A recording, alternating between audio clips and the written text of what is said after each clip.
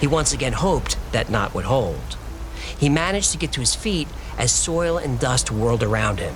He couldn't see more than 2 paces in any direction. Unsure of where to go, he followed the sound of a child crying.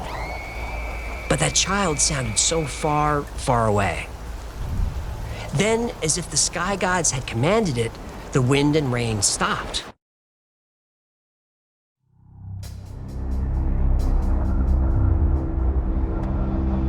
Debris fell to the ground as if dropped by the gods' hands.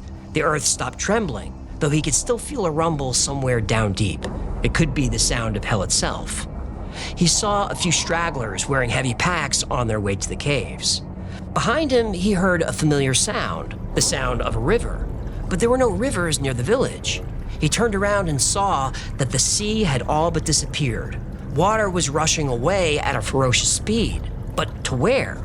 Soon the ocean was a field of mud that stretched to the horizon. His boat dangled from the wooden pike. The knot held. Thousands of fish wriggled and flopped in the wet sand where the ocean used to be. He thought this would be the greatest feast the birds would ever see. Then he realized there were no birds, not a single one.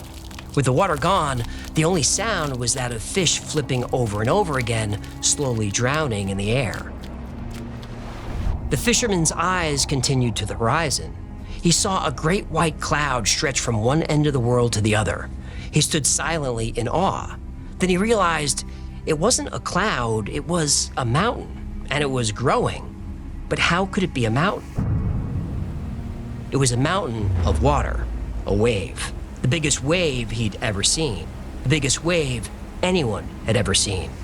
As it approached, its crest pierced the clouds, taller than any mountain, higher than any bird could fly, bigger than anything the fisherman had ever seen.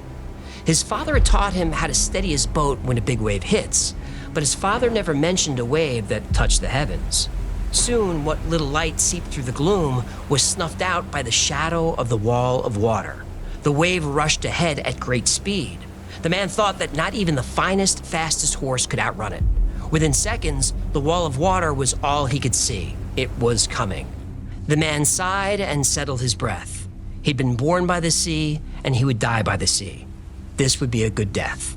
He closed his eyes, opened his arms wide, and smiled.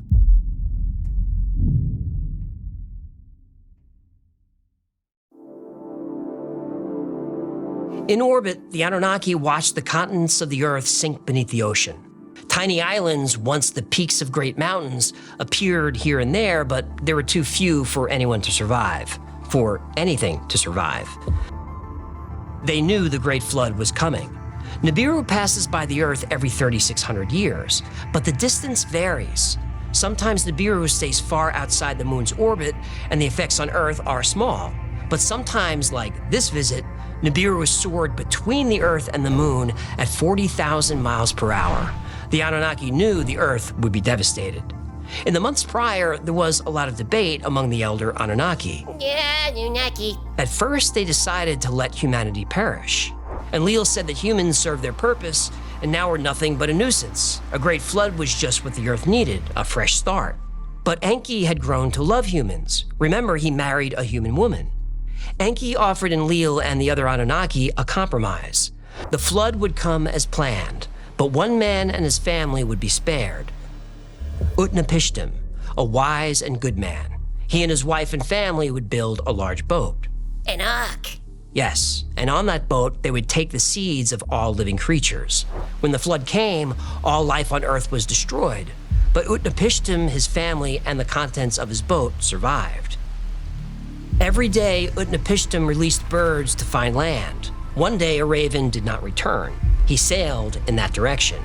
After a few days, the boat came to rest on an island that, as the waters receded, became a mountaintop. And now life, including humanity, would start again. That's the story of Noah's Ark. It is.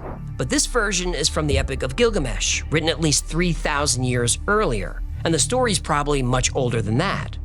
Every culture and religion on Earth has a flood myth, which are all very similar to the Sumerian flood myth. Some cultures tell the identical story just with different names. So mankind is reborn. But this time, the Anunnaki put in some safeguards. They shortened the human lifespan. They made us more susceptible to illness.